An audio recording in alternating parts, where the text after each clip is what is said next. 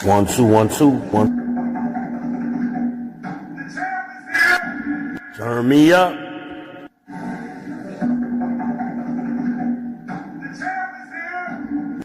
Turn me up.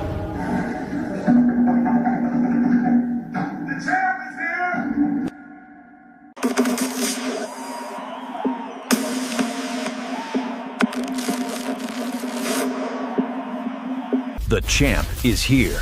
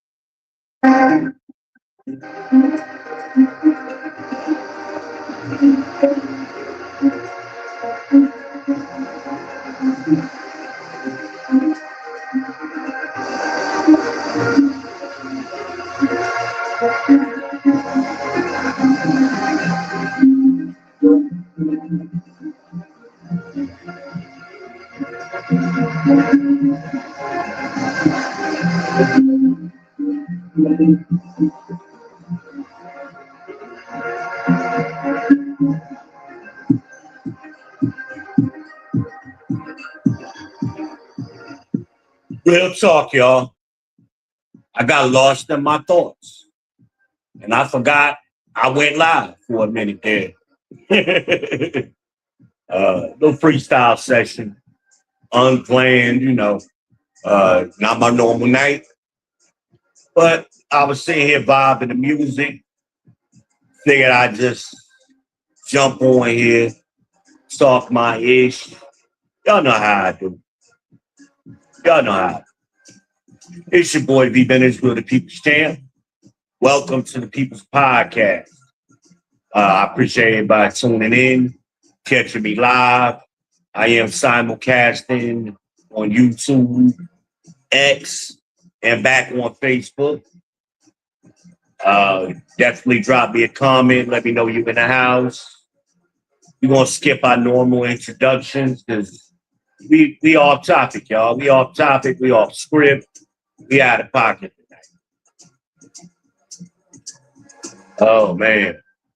Yeah, I'm having a great day, man. Having a great day. Let's just call it a holiday. For you long-term subscribers, y'all know what that means. Today's a holiday. Shalom to Israel. Oh, man, happy Sabbath day to y'all. March 20th. Well, maybe 21 now. I don't know. So much time that went by. We approaching 21. So roughly 9 more days left in the month. Yeah, man. Just talking my ish. Like I said, I got caught up in the music and checking out the soundtrack on YouTube. And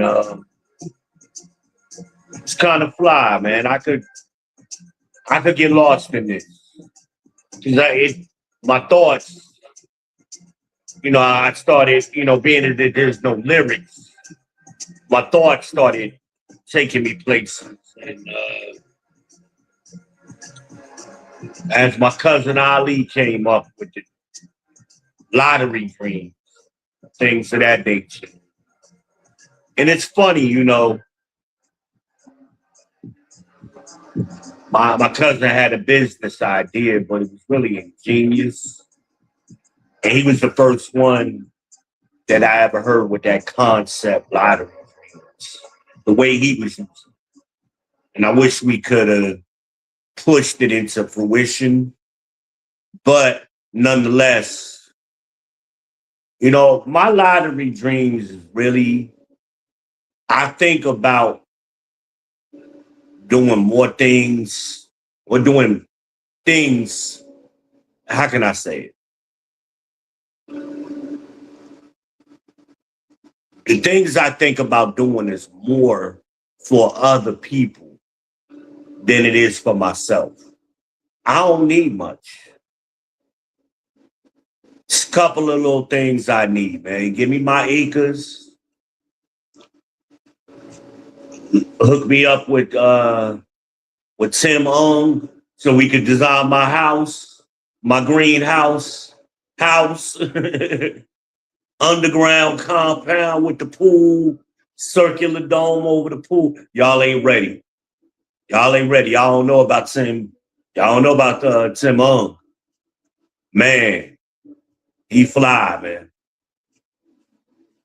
And I hope I ain't messing his name up. As many of the videos I done seen on that man, I should know his name, right? Tim Ung.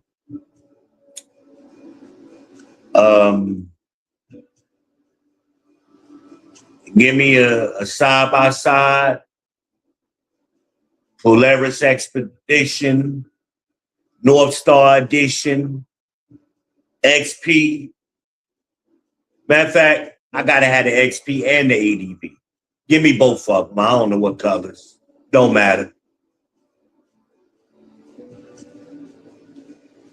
Hit me off with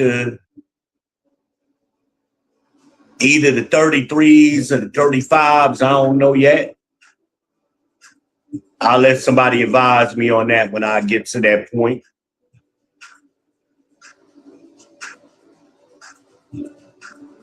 It's a lot of you fellow content creators I definitely would link up with.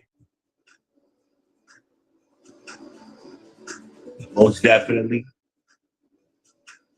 And it ain't always the big no names that I mention all the time. It's a lot of smaller content creators that I follow too. So I would definitely link up with them.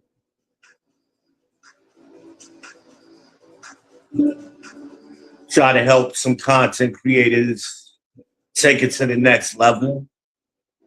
If I get in that position, I've always been a behind the scenes guy, even though I'm in the speaking to the class a lot, but I spoke to the class as a trainer, as a manager, to push other people to be better, to get the best out of them I could. So I still got that instinctively in my heart, in my mind. That's what the heart means, according to the Bible. So yeah, I would definitely keep doing that. A couple of people I just want to see their voices, then put them in a position where they not in survival mode or they not struggling. They a little comfortable where they can really promote their craft, their message. The fellas and the ladies. It's a couple of ladies I definitely got in mind. I'm not really dropping names right now. I can, but I'm not. And I don't want to start nothing new per se, but I want to do something new in the sense that I'm contributing and collaborating with what other people already got in place, if that makes sense. Because I think a lot of it's content creators out here that they got momentum. So why not see if I can push it and help them expand it, why as opposed to being in competition with them. And I've always been a proponent of, to be a good leader, you gotta be a good father.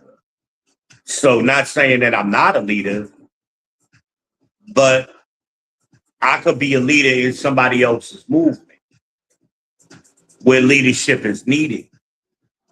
You ain't always got to be the big dog. Scotty made Jordan win championships, right? Or there's so many players I could think about. Penny helped Shaq Clay helped Steph. So for more recent, analogy of what I'm saying. So sometimes I think we all want to be the star, and it ain't always your time to shine. Sometimes you got to play your position. I ain't got no problem with that, especially with my health and my age. Let me get that's my lottery dream. Part of it. You know, got a lot of good things out here. I think is great. You know, um, and I would want to help and do what I can. Like I said, on the back end, push somebody else to the next greatness level. And it takes a team. I mean, a lot of y'all ain't into politics, but look at Trump. He got a superior team behind him. Look at Rubio. Look at JD. And some of the others. I mean, the cats could be the guy by themselves. And that's what's wrong with Gavin Newsom. He want to be the dude. He want to be that dude who is team, who is guys. Everybody I've seen him try to link up is a failure like him. This Brandon Johnson with all of the mayors that he linked up with, they all failing mayors. They all running horrible cities. And it makes me ask the question, who are the people behind them, on their team? Like, you ain't got nobody? They can be like, yo, bro, we might not want to go down that way. Or we might want to make this move and not that. Or you need to put the ball in that dude's hands at that moment. Again, Jordan, you know how many championships got won because he was kicking it out to Kerr, kicking that out to Paxson, right? Ron Harper, Orvis Grant. He had great people. That 93 Bulls team, all of those Bulls teams were phenomenal. Because of the team, not because of Jordan. Jordan was the front man. But look at the team.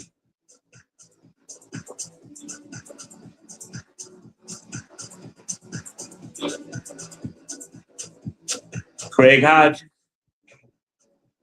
It was on my mind. I couldn't get it out fast. But we got to learn how to be, as black men, play our position. And that's what I want to do. I want to be the guy behind the guy.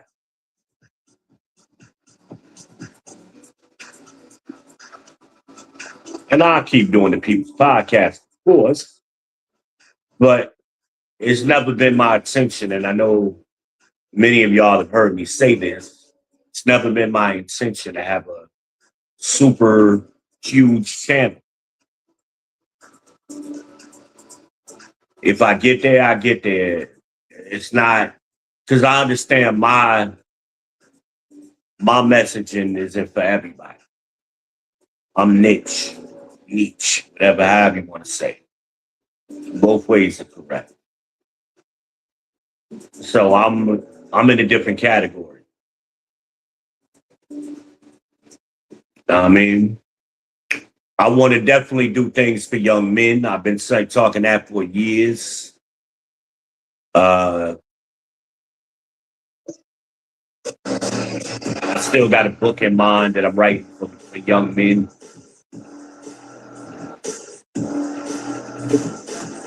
Because there's so many fatherless young men out here that never had no direction and no masculine direction. And,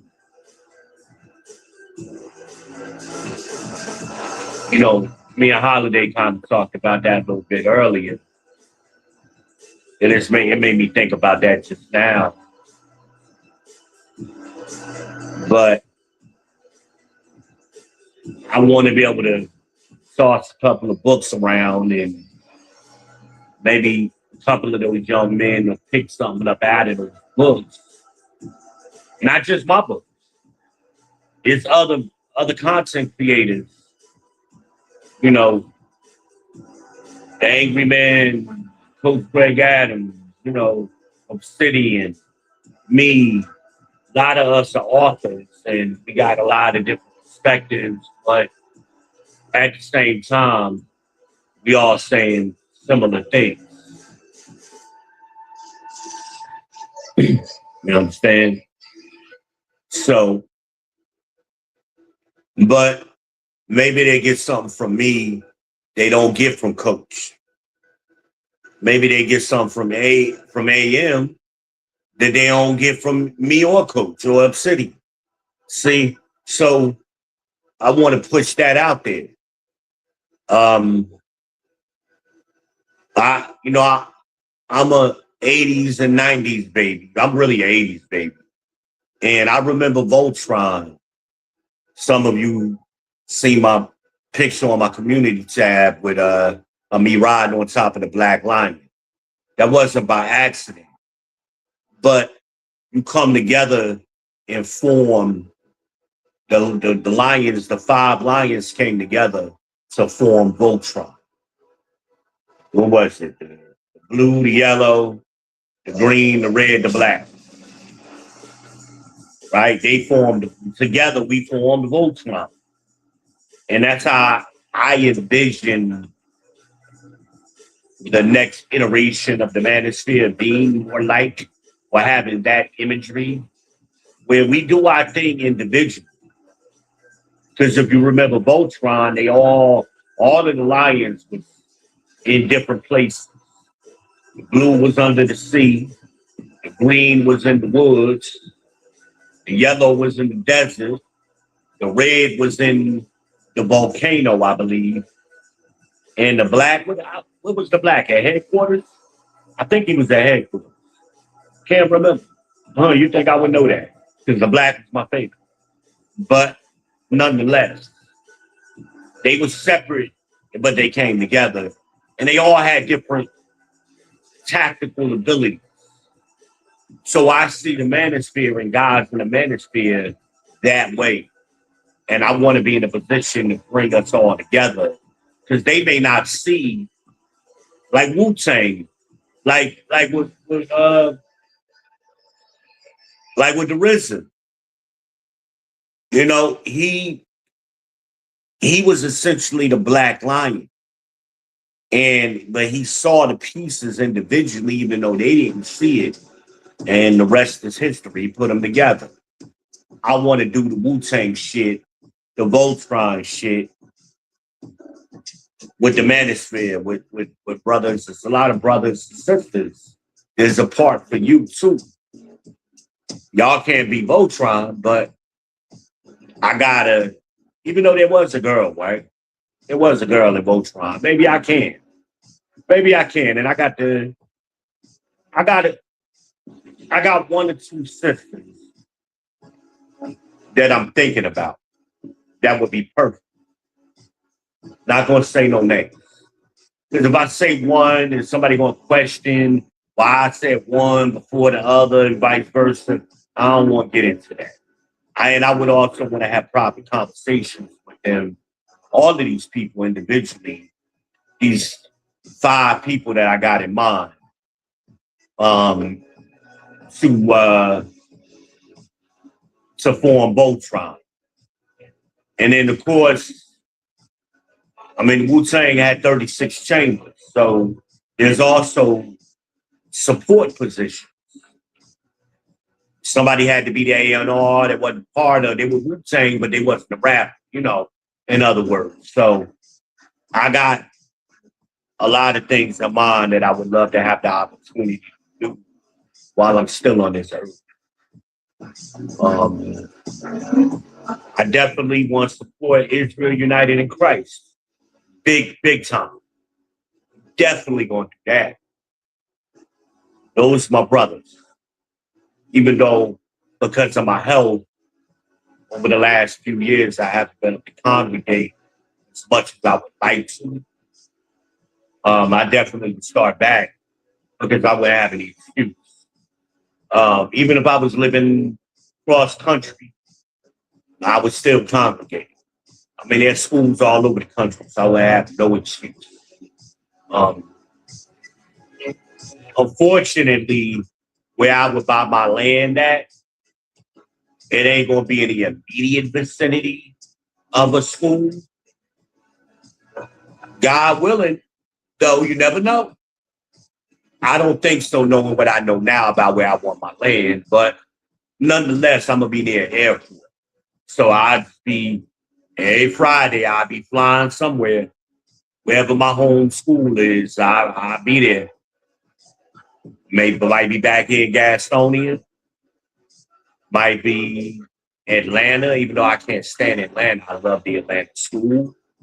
Houston, Jersey, Connecticut, all over the place. So it really, I would just have to logistically figure that out, which would be, cost wouldn't be an issue. It would be more logistically, I would want a straight through flight. So wherever I could get the straight flew, I mean, and that may bring me back to Atlanta, sadly. It may bring me to Atlanta. I really can't stand Atlanta, but I like the school. So I would definitely, because Atlanta is like the largest airport. So that's probably going to have the most direct flights cross country, South by Southwest, because that's what I'm looking at. I'm looking at for my land, Texas. I'm looking at Arizona. I'm looking at New Mexico. I'm looking at southern Colorado. And there may be one of them flyover states that I ain't even considered yet, if I find the right piece of land there. So that's what it's all going to be contingent on, the land.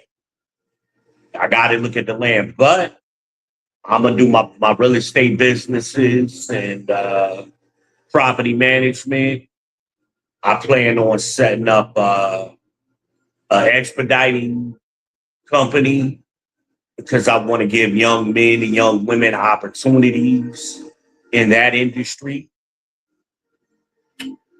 One of the content creators that I comes to mind right now is Josh and Aubrey. I love those young people. I love them. They are amazing. If you don't follow them, make sure you follow their channel, Josh and Aubrey.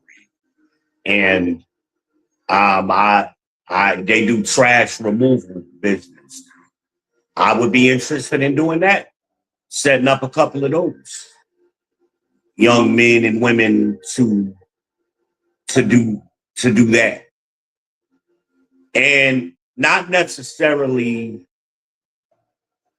with under my umbrella for that particular business, but linking up with Josh and Avery so that way we can do.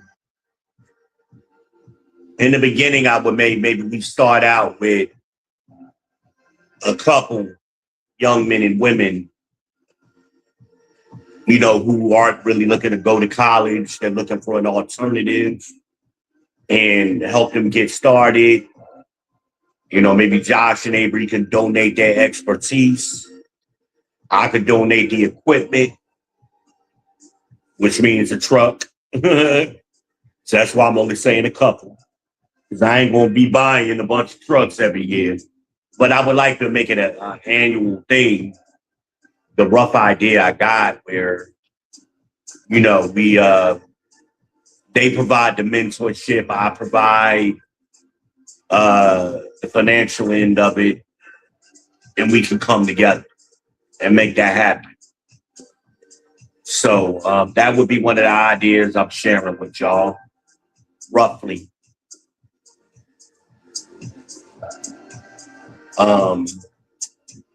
And I don't know if we would do that through a nonprofit or, NGO type of thing or grants or I don't know. I would have to do my homework. Like I said, just rough idea I'm throwing out there. Hit the like button, hit the subscribe button, hit the share button, please. Hit the Cash App. $ send to B. The number 2, the letter B. But yeah, that's the kind of stuff I would want to focus on as opposed to everybody got a course. I don't necessarily know if I recommend at this point any one course over another. I have a couple of ideas, but I would need to really analyze the courses myself and evaluate them, and also evaluate the creator who made those courses, see if there's some kind of program we can put together. Again, same thing, just like with the trash removal and junk removal. Maybe that's a better way, junk removal business. And you could do a NGO type thing for content creators. Because all content creators don't necessarily want to have their own channels. They may want to provide support, thumbnails, clips, and things of that nature, SEO. And so maybe we could develop a curriculum to get young people started in that. And maybe we could do like 10 of them, at least a dozen, right? From different, right out of high school, and maybe make it a 8-week course. I supply the equipment they're gonna need, and whoever did the course will do a live version of that in different cities. So we'll fly, we'll pick some young people from high schools around the country and bring them all to a city. Charlotte, Atlanta, Dallas, New York, put them up in a hotel for 8 weeks. Room and board, everything taken care of, equipment. And, it would depend on where the content creator is. Detroit, wink, wink. Y'all know who in Detroit, right? Atlanta, wink, wink. Y'all know who in Atlanta, in Atlanta. But there are content creators other places too. And some of them folk, maybe we could do it in multiple cities. And 1 week is one city, another where that content creator is that's handling that particular aspect.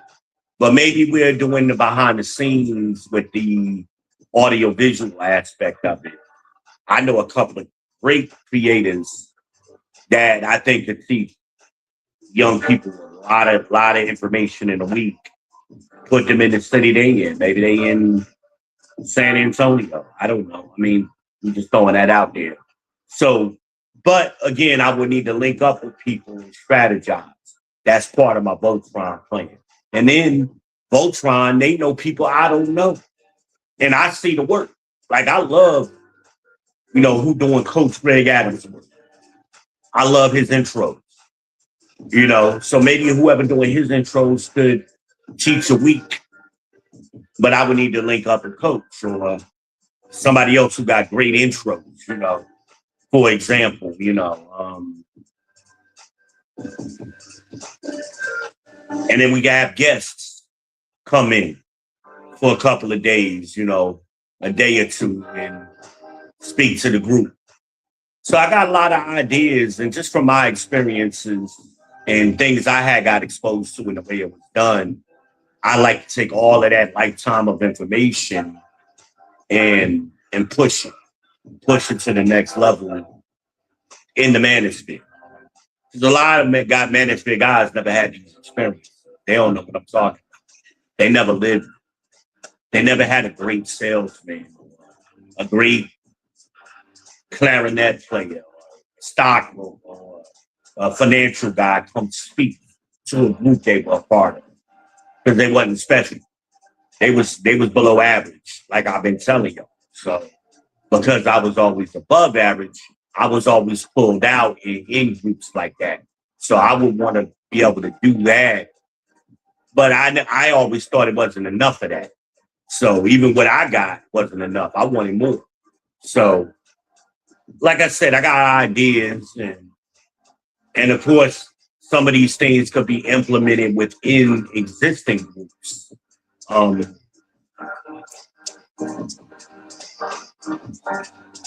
Bag chasers comes to mind. AD's bag chasers.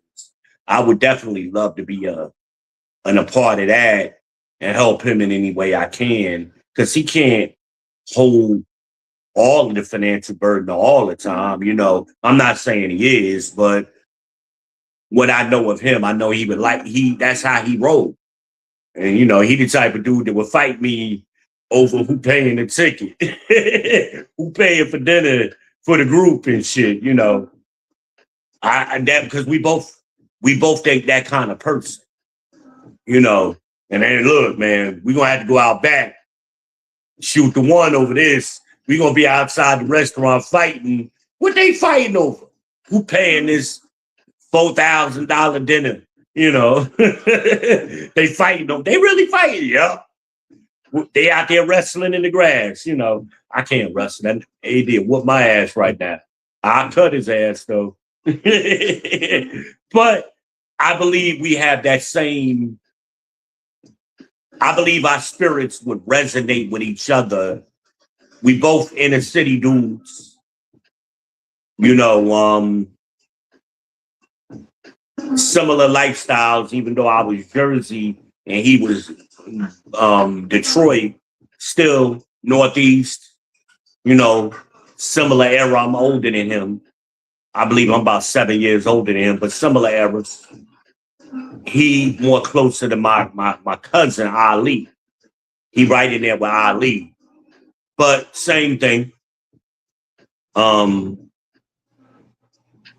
Even my cousin Ali, I mean, he got over 20 years in with Verizon.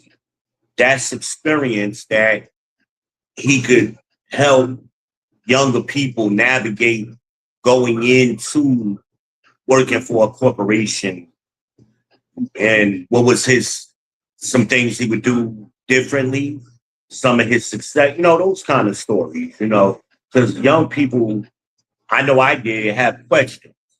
And always, again, I speak highly of when I sold Toyotas, even though I don't always say the dealership I worked at, which was Dick Dyer, Toyota in Columbia. Before I worked at Pulliam, I worked at Dick Dyer.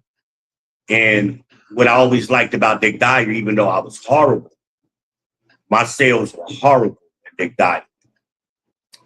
I was learning how to be a top-notch salesman. And I learned it was a lot of top-notch salesmen. If you could sell Toyotas, you are very good. And those guys kind of took me under their wing and taught me different things. And I share those stories every now and then with Goldie and Jeff Bowers, Tom McCain, Jeff, what's his name? Was it Jeff? I think it was Jeff McCann. He was one of the younger ones. Anyway, I learned from all of those guys different things that made me a lot of money later on in life. Shortly thereafter, when I went to work for Ford, I used things I learned at Toyota to sell Fords. And I believe it was because I didn't really believe in the product. I'm not a Toyota guy. The only Toyota I ever ripped, three actually. My three favorite Toyotas was the Supra, the the Corolla, believe it or not. I prefer the Corolla over the Camry. And then the Land Cruiser. Those were phenomenal vehicles. I like the Avalon. I liked it. I didn't dislike the Camry, but I believe the Corolla was better than the Camry because of that timing chain that they put in. That's what made it better. And that transmission was smooth on the Corolla. Number one selling car all time. So, yeah, but I even like the Tacoma. I learned how to drop a stick on a Tacoma. Love the Tacoma too. But I always had the trouble with, there was a Ford that was just as good for less money. And it was hard for me to rationalize selling them. Now, when it came to the Corolla, the Escort was not better. But when it came to that Camry, that doggone that Contour SVT was better. And it was $23,000. It was the same price as an entry-level Camry. So you get a fully loaded European-style Contour versus an entry-level Camry. It was a no-brainer to me. And because it was SVT, it wasn't a regular Contour. It was special. It was some extra detail put into it, straight out of the factory. And it was loaded. You ain't need no options to it. It had everything already for 23. Ain't it funny? I remember that number. I sold a few of them over the years. Because once somebody told me what they was looking for, and it really kind of fit right in between the Camry and the Corolla. It was right in the middle.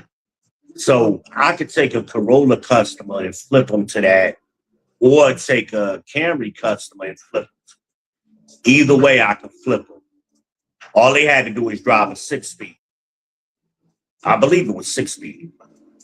It was either 6-speed or it was just a European 5-speed, like a BMW. I can't remember. Either way, it was a better car. Now the Supra was better than the Mustang.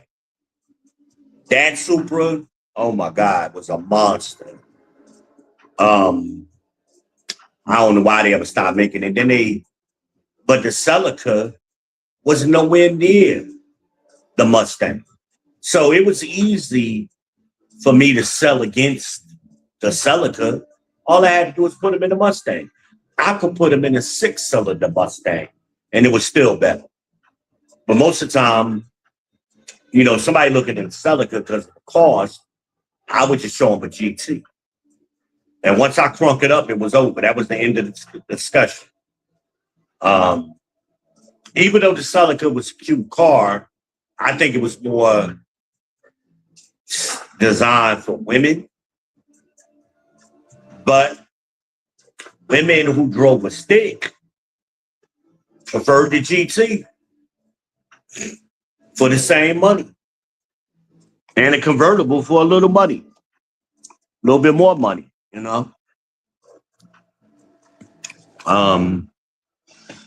Amanaz likes that, I think it's the Sequoia she likes, that's a nice truck too.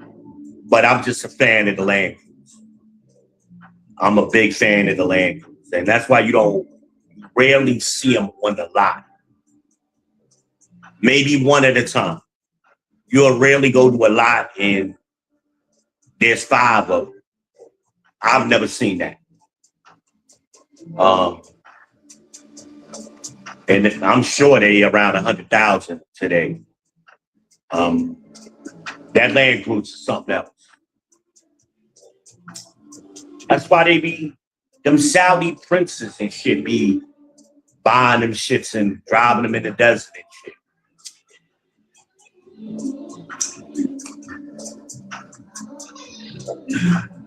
That Toyota CJ is nice too. But that's for a niche market, and I think they sell more of those in like coastal environments. Because anybody that's like in the middle of the country, they not really buying CJs. They getting the Wrangler. They getting something like that. Something that's more designed for in aftermarket friendly for off-road use and overlanding and things of that nature.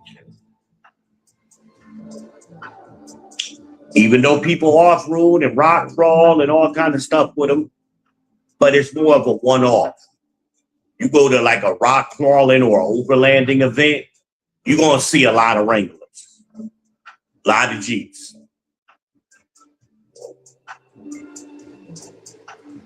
And you don't really understand Jeep until you drive it in different terrains.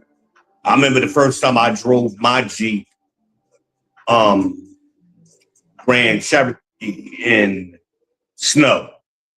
And then I was so glad I had it. And I had driven many vehicles in snow, so it wasn't like I was all that impressed with four-wheel drive. It was the way that particular vehicle handled.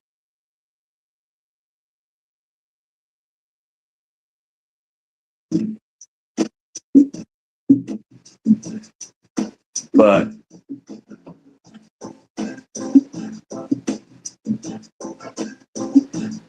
man, what can I say? I got ideas.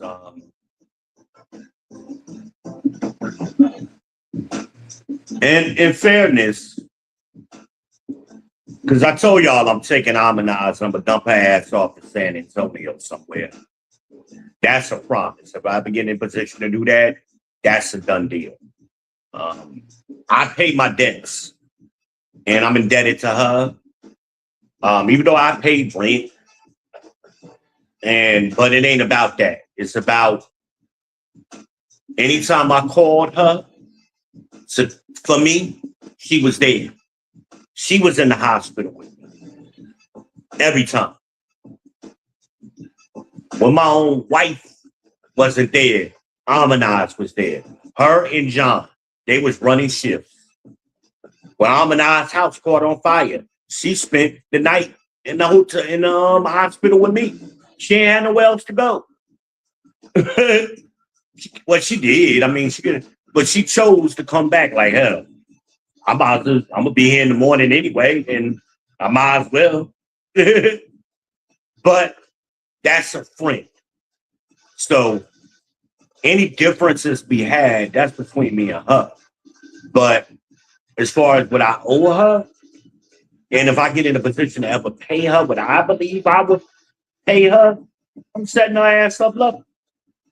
She ain't getting the money. Because if I give it to her, she's gonna buy 1,000 fucking sneakers. She's gonna have every fucking pair of Air Max ever made. Not gonna do that. I'm gonna have to put her ass on the budget. That's my sister, though. That's my sister by a different mother. I really had to restrict her. I could just imagine now. Because I'm gonna get her a condo in San Antonio. And she don't need that much space. But whatever space I get her, she'll go crazy and fill it up if I let her get out of control. So I'm gonna put Imagine on her ass and make Imagine do monthly inspections. Amanaz ain't gonna play with the badge. She know badge crazy. Her ass on restriction. Fly out to San Antonio once a month. Check on your auntie. Make sure she ain't bought too many sneakers this month. But she ain't gonna have to pay no rent. So I'm gonna let it ball out. I'm gonna get a condo. I'm gonna have her Sequoia in her parking space. Here we go. I'm gonna pull up. Hey, get in the fucking car. We going. What about that? Just get in the fucking car. Shut up. Get your ass in the car. And we going straight to the airport. I'm already have a ticket bought. And first class to San Antonio. Here you go. Here you go your season tickets. They already on your counter. I know what she want. I know it better than anybody. Probably the only person, I would say I know her just as good as Amberly know her. In different ways, though. There are things me and Amberly have to link up and compare notes sometime because we know different things. But because she be like, why she do this? I'm like, I don't fucking know. That's your sister. They both my sisters. Anyway, but I would put Amanaz there. Amanaz got to have something to do because she's a project-oriented person. So, again, she's a great behind-the-scenes person because she networks so well with so many content creators. So she would be organizing events, linking content creators together. That's Amanaz's strong suit. Y'all just don't know. Everybody, and I knew it was going to be that way when I brought Amanaz into the manosphere. And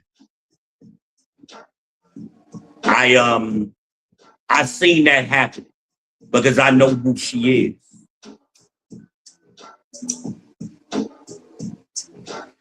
She done introduced me to people. And then people didn't know we brother and sister. They talking to me like I don't know her. I'm like, nigga, are you kidding me? I'm looking dead in her face right now. Like, what are you talking about? Like, but they didn't know. And she supports people. She's done a great job of supporting people. Another behind the scenes person is TJ. TJ is good at organizing and planning events. He would be a great operations type manager of an event, you know. It's a lot of people I would put in position where I see them, they may not even see their own strong suit, but I would put them in position.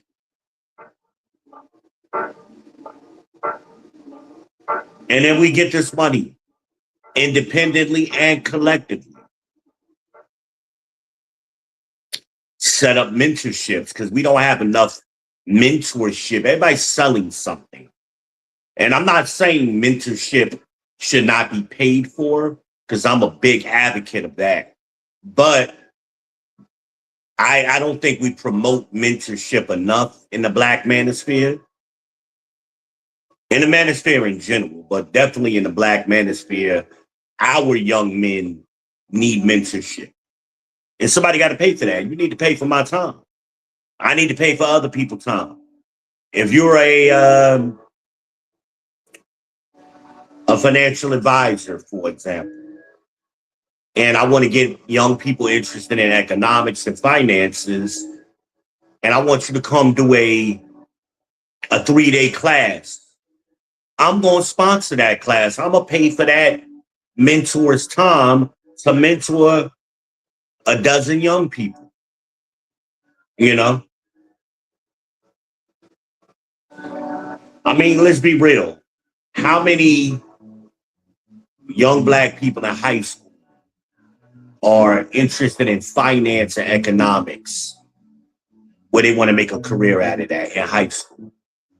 It shouldn't be no problem getting a dozen people together.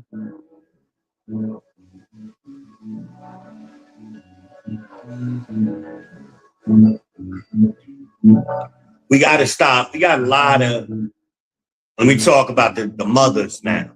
We got a lot of smart young Black girls. Lots of them. But then we send them to college for them to do social work.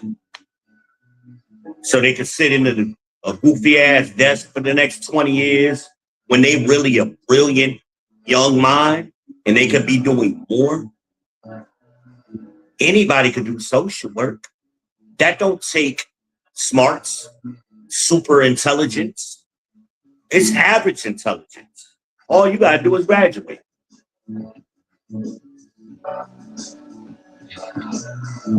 But that young lady, like my daughter Brooklyn, who's gifted in science and math in the state, yeah, we need to mentor her. We need to put her with not just men, but with women. She need to see women who have been successful in economics and finance and bring that young. I want to get a dozen girls. I want to separate them from the boys.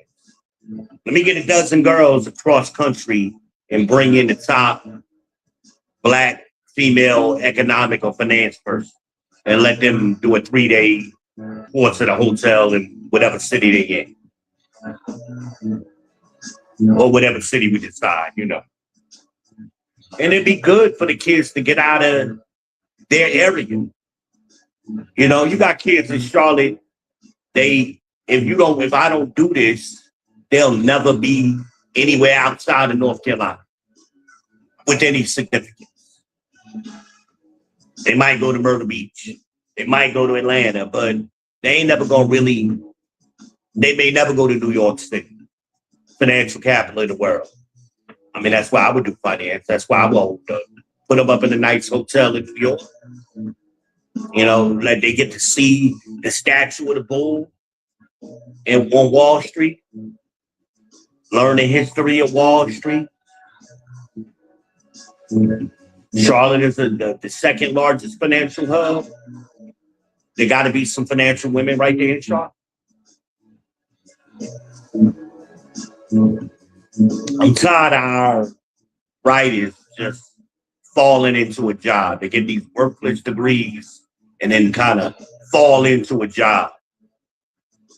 That story is too common. I want them to plan to be in the field. And I'm thinking Yellowstone, Beth Dutton, right out of high school, she knew she was going into economics and finance. And I remember she was talking to the young Rip, who later became her husband. But he was like, "What's that?" And she said, "Oh, that's how you learn how to make money with other people." She was learning that at an early age and became a monster when she got older in the industry. And that's what she did for her father. We needed to have more young women like that. Right? That makes sense? So that's the kind of, and I'm freestyling, y'all. I had none of this planned. But that's the kind of thoughts I've had in my head about doing things with the manosphere space. The manosphere ain't going nowhere. The internet ain't going nowhere. YouTube ain't going nowhere. Because YouTube don't even have competition yet. There's no rival to YouTube. You got little startups here and there, but you ain't got no direct competition. I think it's going to take, I don't see one of the big networks doing it because they got an old way of thinking, but maybe a Netflix, the way that company operates, I could see Netflix becoming a rival to YouTube. Even Google could do it if they really decided to. Well, Google is YouTube. Never mind. What was? I don't know. I don't see Facebook. They're getting too old. And it may be a company we ain't even heard of yet to come out of nowhere, and boom. But, or maybe it would take Netflix to absorb one of the smaller channels or platforms to be a rival and invest heavily in it to make it a rival. And they already got the studios and stuff. That would be strong, man. I need to talk to them Netflix people. And that's what I want to do. Once I put Voltron together, let me be quiet, man. Y'all ain't got no NDA. I can't give y'all my ideas. But that's part of the Voltron. part of the Wu-Tang. Because that's what Wu-Tang is. And as soon as they got their deal as a group, they started setting up people up with their individual deals. That's the Wu-Tang Clan. Wu-Tang Clan ain't nothing to F with.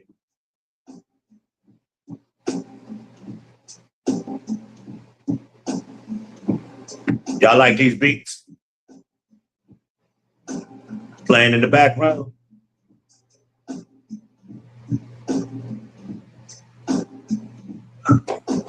I'm getting hungry, y'all. Let me I'm getting hungry and thirsty. I'm about to be real ghetto since we freestyling. And I know this go against the code, but I'm hungry. And I don't feel like getting off of here. So y'all follow me to the kitchen. Give me a minute. Fresh in my tea.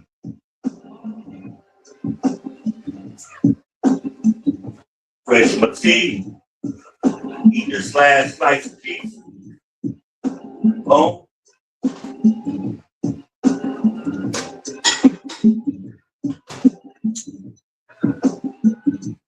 Some ice cubes in my cup.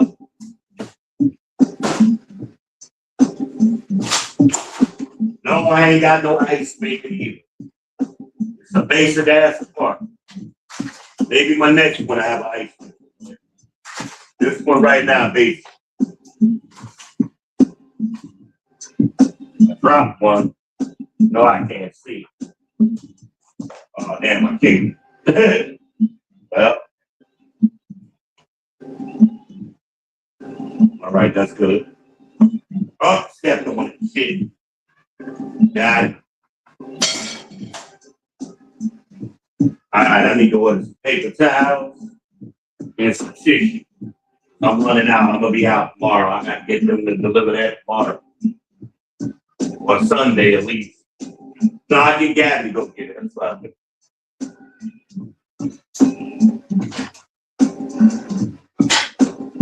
I'll get Gabby.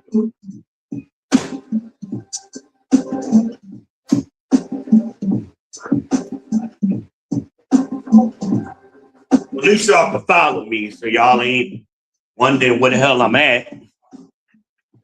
He just left off the camera. He ain't say nothing, you know, that kind of thing. Nah, I'm still here.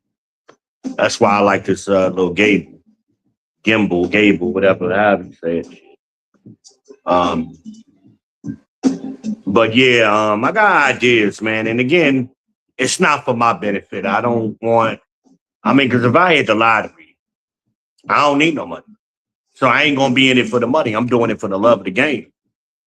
For my people, for the people.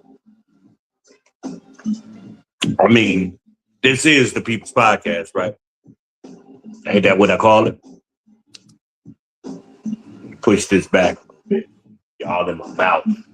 Get out my mouth, man. Y'all all in my face. But, yeah, I got some ideas, and I know y'all do too. So, you know, and I've had these ideas for years. Even when I was participating in JBJ's channel, I was trying to help him. He wanted to be the man, and he ran everybody off that was trying to, or that bought into his idea, his concept. But then his implementation wasn't there because of his lack of experience. And he never been in management. He just wanted to be the man. And too often, so many young men, you figure I'm about 20 years older than him. And young men his age, they don't know what they don't know. That's the Dunning-Kruger effect. And that's what sabotaged his channel, where a lot of people he left a sour taste in a lot of people's mouths because of his behavior, his character. sadly, because he had a good idea. I had the same idea, but he was already further along than me. So I said, well, why should I try to compete with him? Let me try to help him. And I did. I pushed his channel. I advertised for him and spoke highly of him, and he never reciprocated. But see, I tell y'all, in sales, the philosophy, Tom Hopkins, is that you help enough people get what they want, you get what you want. But too many, like the podcast I did last night, is me. And you don't realize you're hurting me because you're too self-centered. And he was. He had a lot of people help. And I met a lot of good brothers through his channel. Death Note, I'm from the Norm, Wiley, Rob up there in Detroit, and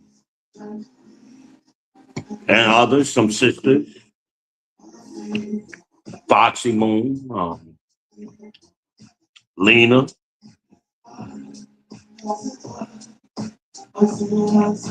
Jane. But he lost sight of his own concept because he got the big head and he started smelling his own shit. And a couple of people checked him, like Mike TV had to check him. And I checked him, especially with that East Coast shit. Like, Alabama is not East Coast. It's in the word. East Coast. That means you got to connect to the coast. That same argument with Ali recently about Connecticut. Connecticut is not East Coast. It's considered the eastern region, but it's not on the coast. It does not touch the Atlantic Ocean. The Long Island Strait, I believe is what it's called, is the water where the beaches from Connecticut are located, for those of you who don't know. Well, who the hell cares about Connecticut anyway? It's like Delaware. Who gives a shit? There's New York and New Jersey. We just throw Connecticut in there because we wanted to call it the tri-state. And we didn't want to use Pennsylvania.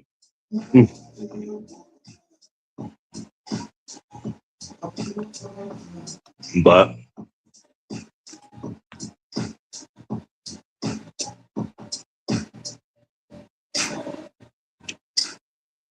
hell, honestly, you should have used Delaware. Delaware's more tri-state than or just as tri-state. But no, it's more tri-state than Connecticut.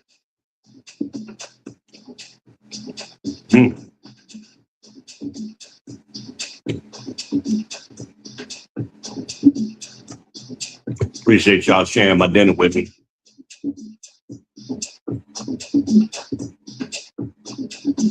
But I gotta take my medicine too.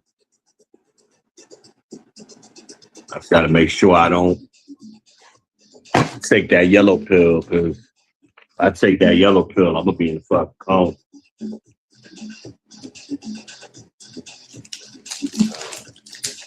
Popping pills right now, because I gotta take it with food.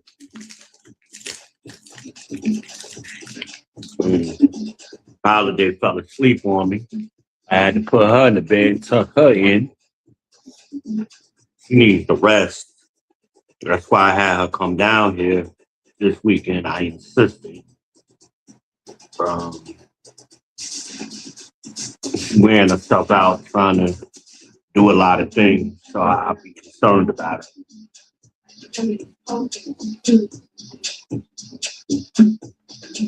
And I want to ensure she gets the rest. It was able for one night. And it's crazy because we were sitting here talking, she just drifted off. But that tells me she needed it, Make sure this ain't the one. Okay. That's the little yellow pill I got to watch. I'll take that another time. That yellow pill will knock me out. I can take everything else. Oh, I take it with food. But yeah, I got some ideas, man, and it'll take a few years to get everything implemented like I wanted. I mean, the first year, I got to get my home base set up. I mean, immediately I'm gonna get a condo in Charlotte. That's immediate. I'll get the hell out of Gastonia, even though I like Gastonia. I want to be up high. So I got to go to Charlotte for the high ride. But I would still buy land in this area, probably Gastonia. Well, below Spartanburg. I could live in Spartanburg, though. If the land is right. I seen a piece of land down there. Y'all know I get alerts for everything. And I saw a video of the land, and it was a nice piece of land. Had everything I wanted. The waterfront. The acreage. Right off of 26.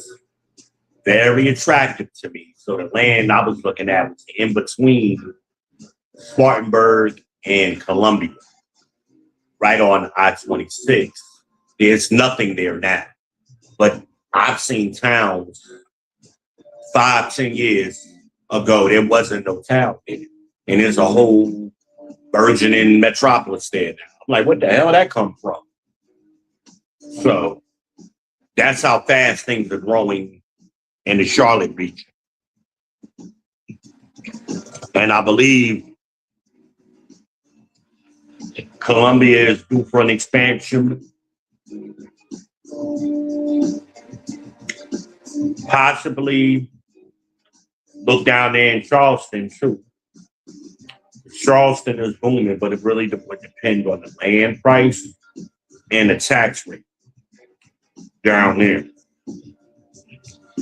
And there are no high rises, so that's a drawback. But the right piece of land, I can see myself down in Charleston. That'd be like going home for me.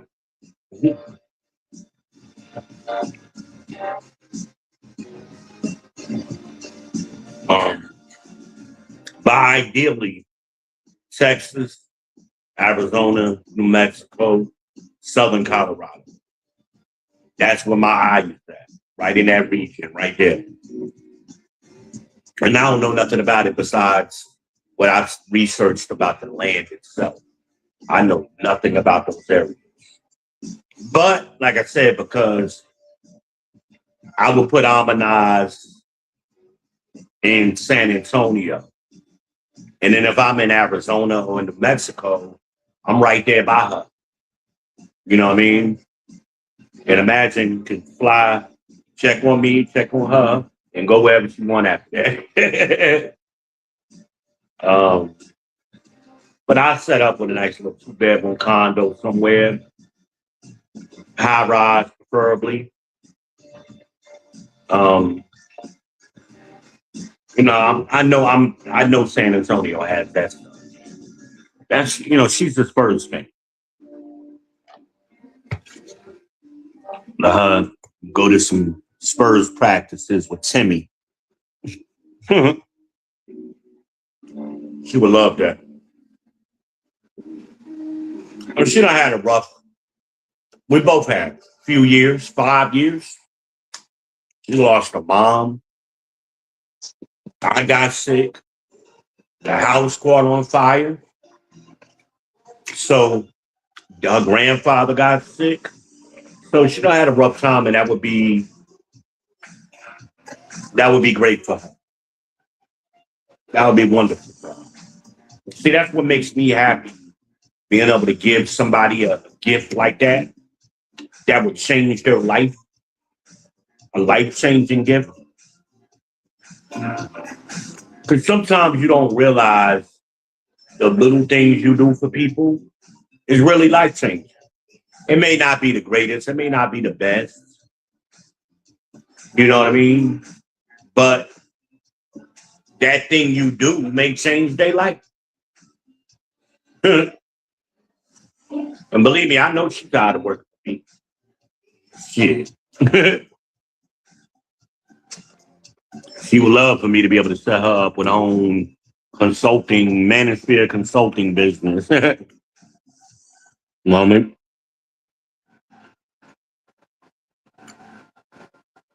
Wait a minute. I think I got a comment, y'all. Hold on. Let me turn this sideways so I can read it. I got a couple. Wait a minute. Shit. Let's see what we talking about. Hold on. My ghetto ass. Okay, who we got? Oh, y'all. What's good, my brother? TJ is in the house. Y'all, let's get a round of applause for TJ. I told y'all we had this TJ watch going on for a little long now. I knew he was going to resurface. I've been meaning to call you, my brother. Shout out to TJ Through the Fire podcast. Make sure y'all subscribe. Glad, because I said something about him. I talked about him earlier. What else? Wait a minute, let me turn this damn gimbal off. Okay. Because they keep moving every time I try to move. Let's see what he says. Let's see.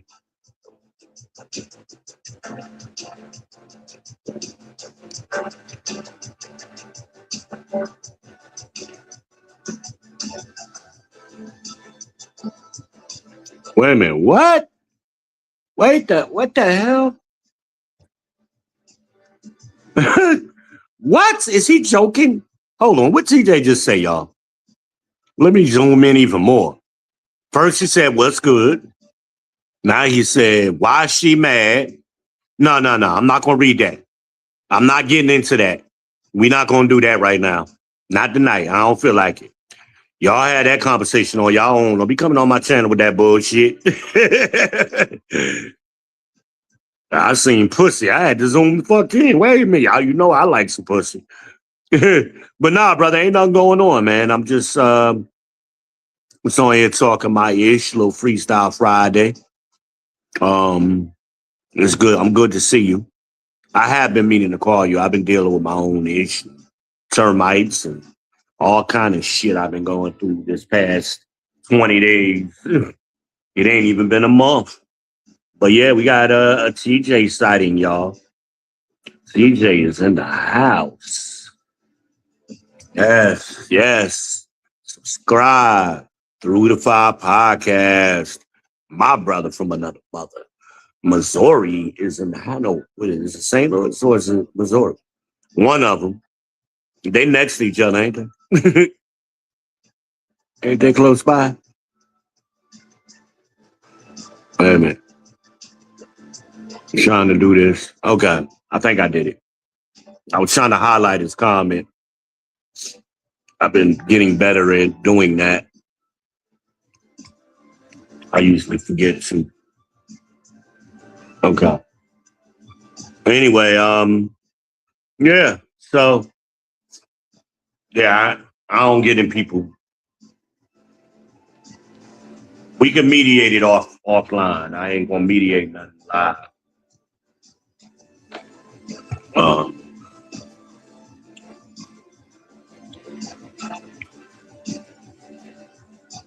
You want to talk about pussy now? I can talk about pussy. I'm the motherfucking cookie monster. Don't forget that.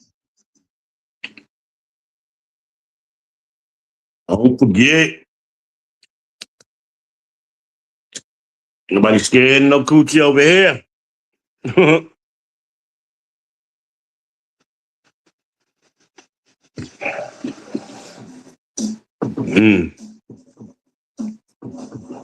Supposedly these beats I'm playing are copyright free. So hopefully I don't get no strikes or no in Facebook jail. You know I'm trying to stay on Hillary Clinton good side. She looking for a villain. I don't want to be her villain no more. I done had enough. I tapped out. I ain't messing with Hillary. I ain't ready for presidential and federal level beef. I ain't on that level yet. Let me get a little money and donate to a couple of super PACs before I start talking shit to Hillary again. And still may not do it. Hillary might get me debanked and shit. If she got Melania debanked, so I know my little Powerball money, she'll get me debanked in one phone call. Fuck that. If you can get a billionaire debanked, a billionaire former first lady, she got debanked, that's a powerful woman. I ain't fucking with it. Secret Service be knocking on my door. I get one of them. I'm cutting one of them. As soon as I see the men in black in my door, I'm got my machete ready. And then the rest of them, like they got it. They gonna tase me and take me off to Guantanamo or some shit and Cuba. Fuck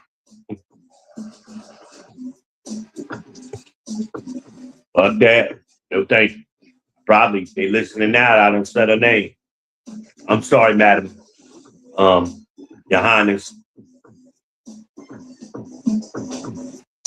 I was watching Pluto Nash the other night. You know, that was really a fabulous movie. It was goofy, but if you pay attention, the cinematography was excellent on that movie. The character was great. They could have turned that into a series. It was a good movie. It was a real great movie. And I think that's the only time that Rosario Dawson and Eddie Murphy ever linked up in a movie that I can remember. I could be wrong. Somebody correct me if I'm wrong. CJ, if you're still watching, please drop a link to your channel in the chat, please, so we can spread the love. But yeah, man, I got a lot of ideas. A lot of brothers. TJ is a brother I will go see. Because he ain't get his punk ass on no plane. He already told me he don't fly. So that means if I want to see him, I got to go see him. So I might have to go see him. Which ain't gonna be no problem. I plan on being out west anyway. So that wouldn't be a problem for me anyway. I ain't never been to Missouri or St. Louis. So any of that shit over there, I don't know. Maybe I'm saying it wrong now. Or it's St. Louis in Missouri. Whatever. What's the one that's Wichita is in Kansas and Missouri? Is that right? Whatever. I think I'm saying it. But Missouri. I ain't never been out there. I think that's what TJ's at.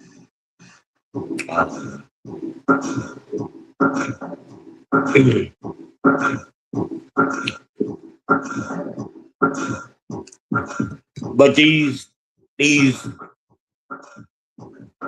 existing platforms like a Netflix, they need guidance coming into YouTube. That's why they haven't been successful at it. And I put Voltron together, y'all. We can go to them as a team. Here's what, and pitch a proposal, you know? And I know some of these creators, some of these big creators have already gotten offers. And they don't want to, and I understand why. But what they're doing, they're not using the Wu-Tang strategy. I'm going to leave it at that. Now, we use the Wu-Tang strategy. I believe a few of these big content creators would be down with that. I know AM would. Right off the rip, AM would be the first person I go to because he's the closest to. AM is 4 hours away. What's that? 30-minute flight? 20 minutes? I spend more time in the airport than I would on in the air. But I would definitely, my daughter up there where AM at now. Imagines up there, so I would definitely link up with AM first. And AM, because of our cultural similarities, he would understand where I'm coming from, and he could help me bring others on.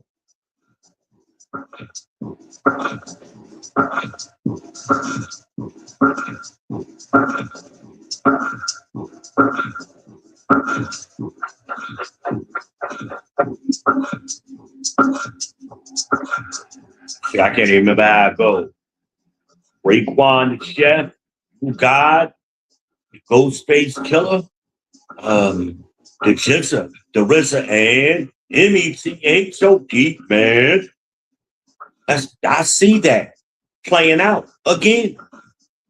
I saw it back then in '92 because I was trying to do it with my crew, bunch of killers.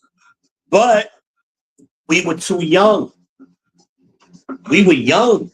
We were younger than Wu-Tang. And they beat us to it. That was my idea. But great minds have similar ideas. And they had the loot, the resources that I didn't have and my crew didn't have because we was in middle school and high school. You know, it was supposed to be Dane, Great Dane the Ghetto Vampire was supposed to be the first. And he would have been the Jizzle. And he died early. But he had already signed with the Fugees. And he signed with the Fugees because of my brother. So let me tell that story. See, I've been in the game a long time, y'all. But so my young brother, Damien the Animal Silas, make sure y'all salute. But Damien was part of the Fuji street team. Because the Booger Basement, which is their studio, is directly adjacent, rather, to my grandmother's house directly. You could look across the street. You ain't got to look that far. And you could see the Booger Basement. And the Booger Basement was actually a basement in I believe, Wyclef's relative's house. It was either his uncle or his dad's house. Anyway, so my brother knew him because he was part of the street team. My brother introduced me and my boy Deuce, Dangerous Unorthodox Spoken Energy. Deuce, Duse. One of the best rappers I've ever heard. And so me and Deuce would hang out over there and freestyle in the studio with Wyclef. We didn't know him by Wyclef. We knew him by Nelly Nell. And, you know, we bumped into Prize, Lauryn Hill, you know, that kind of thing here and there. He let us hear albums that he was working on, like the 18th Letter, Rakim, and different projects he had going on. Wyclef has always been a musician. And then he asked us, he was looking for a certain talent. And then we introduced some of our crew, which is a bunch of killers. Dane was the best of us all. Dane was like a young Michael Jackson, but the hip hop version, or a young R. Kelly or something. But the hip hop version, the rap version. Dane was a genius. And they immediately, you can go back and I think you can see it on YouTube, the Stretch and Bobbito, Fugees. Great Dane was on that particular show. It's on here. I'm telling you, only real hip hop heads know what I'm talking about. But I'm going way back right now, and only real hip hop heads know what I'm speaking is true. And you ain't even got to be just a hip hop head from Jersey. If you were a hip hop head from New York, New Jersey, anywhere in the New York metro, you know what I'm talking about. A bunch of killers, it was a lot of us. It was like 30 of us. but we was all young. We was a bunch of individuals and crews that linked up together. And we were in like 4 different high schools, I believe, in different cities. I used to play ball for Stretch's, Naughty by Nature Stretch, his basketball team. He sponsored a team at the YMCA on William Street, East Orange. We all kind of knew Queen Latifah from around the way. My cousin Quest allegedly was her first DJ, but Quest got caught up with that street life when the flavor unit started kicking off. There was so much talent in East Orange, Newark. I mean, it was crazy. Keisha Knight Coleman, Rudy from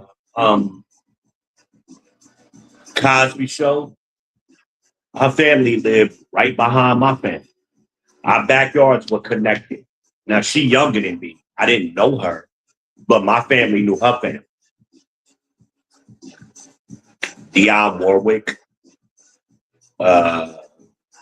Brandy and them, they all had connections to East Orange, man. It's always been a lot of talent in East Orange. I remember one time we had a record store, Moving Records, one of the most popular record stores of all time, and definitely in Jersey. Record store. I remember Kid and Play had their album signing back in the day, and they were talented, man. Them dudes. I remember they were walking down Central Avenue, and they were doing, as they were walking, they were doing their signature, Kid and Play kick dance as they were walking, and you couldn't miss them because Kid was so tall with the high top fade, and he was light skinned. I mean, it was just like you just saw hip hop everywhere. So when I tell people I'm hip hop, it was my culture before it became a culture. I remember the old folks, oh, that's a fad, and battles in the parks and all kind of things. The closest I can get to my sentiment, how it was for me growing up, was Brown Sugar, Tay Diggs and Sanaa Lathan. That story, I relate to that story. And it was a part of the movie in the beginning where they were, somebody was battling and playing music in a boom box in the park. But they was in New York with it in the story. But that was my life, man. We wanted to be rappers when there was no money in it. We used to walk around with our book bags full of CDs and tapes and instrumentals and notebooks, and you wasn't even a rapper if you ain't have a book bag with some notes, some rhymes in it. You had to have at least one notebook with some rhymes, full of rhymes. But that was the golden era in the 80s of hip hop.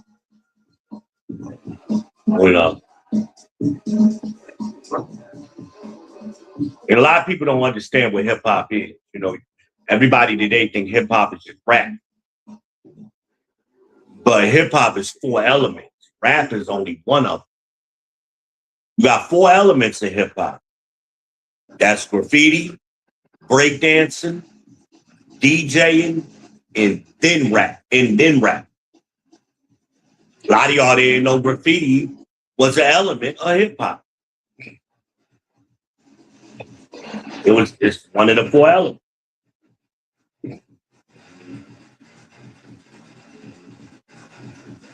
You did? Oh shit. Let me see. I can get out of this. Okay, I did. Okay. I was just checking to make sure I didn't have no more comments. But yeah,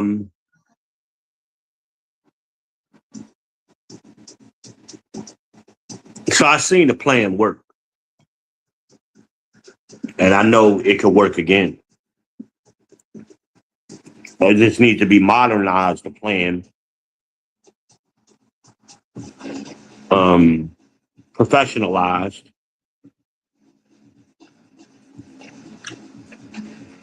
smoothed out a little bit, and I think I could do that.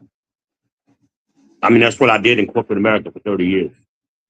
I've done it for a lot of companies, a lot of Fortune 500 companies, Fortune 100.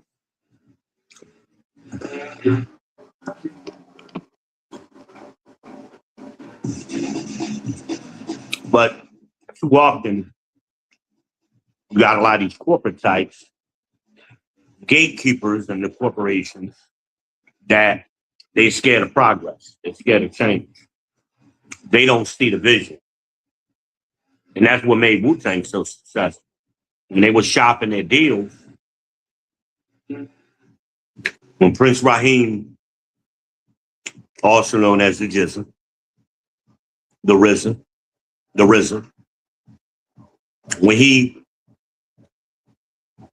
got his first deal, he didn't understand the game, but they tried to, basically turn him into Kwame. And I like Kwame with the polka dots, but that wasn't the way it was going. At that time, hip hop was still had that urban street element, not that polished, shiny suit era. There was a time and place for that. But you kept seeing clones like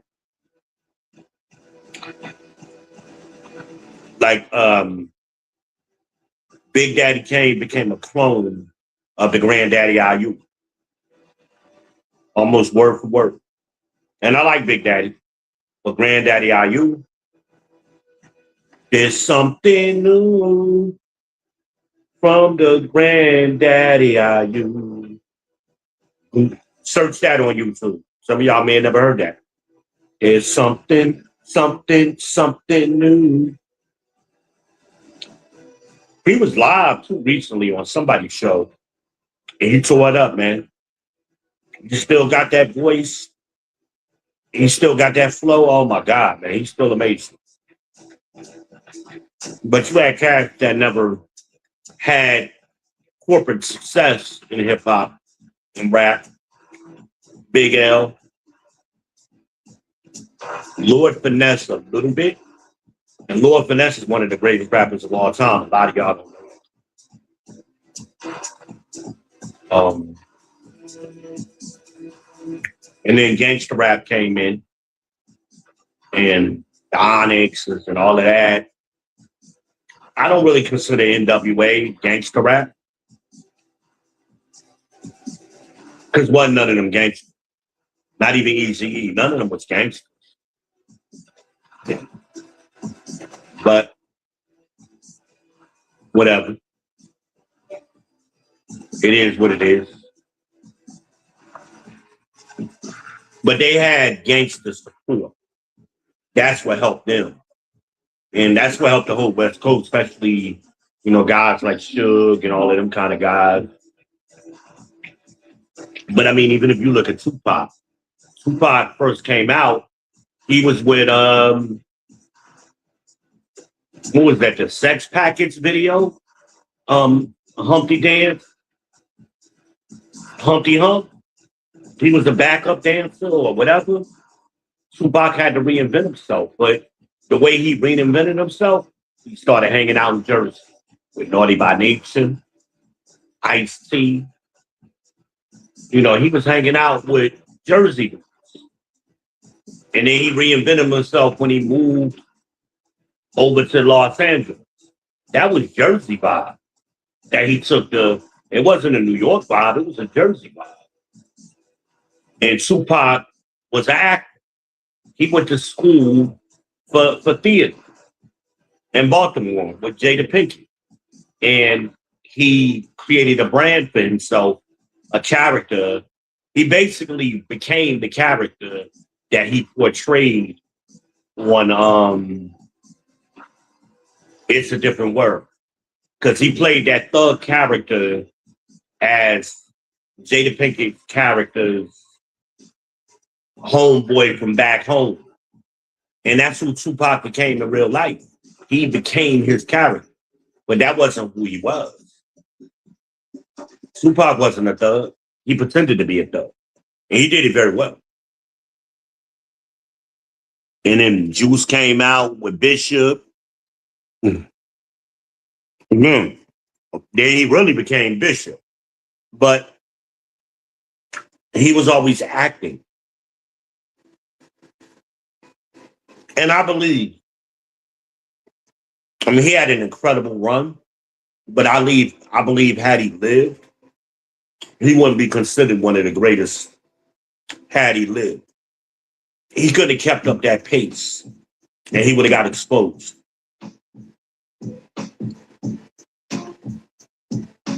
Because you have real street dudes that would have pulled his card and nobody ever got the chance to. He got shot. He blew up too fast, which protected him, and then he died. You look at all of the music he put out in that 4 or 5 year window, unheard of. Movies, music, books, all in that little short period. It was like he knew he ain't had that much time left.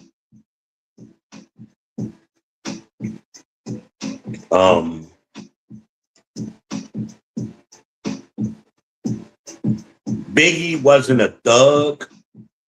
He was a street dude, though. He was a street dude. Even though his mama kept him on the porch, most of the time he had to sneak off. He was still in Brooklyn, sneaking off in Brooklyn. He wasn't in the suburbs sneaking to Brooklyn. He was in Brooklyn. So, a lot of history there. A lot of music history. But Great Dane was the best rapper I've ever heard, and I've heard everybody. He was the best. By far. And when you see him, if you were ever able to see him in person, you'd be like, this dude, he was a caged lion. You never would have known that until you heard him spit. And you'd be like, whoa, where did that come from? Like, he caught you off guard like that. You ain't see it coming.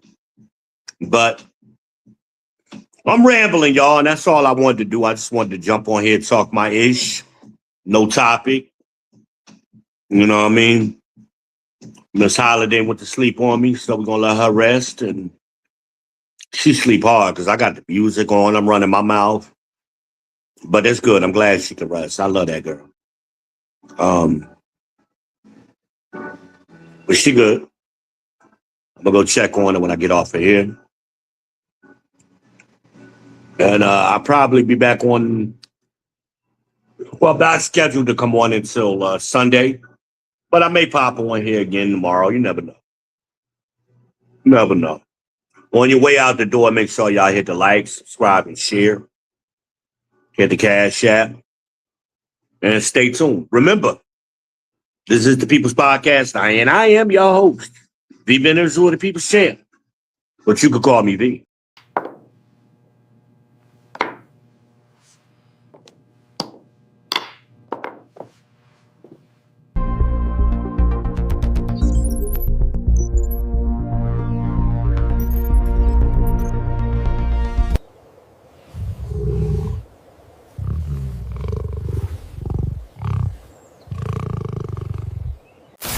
It's your boy.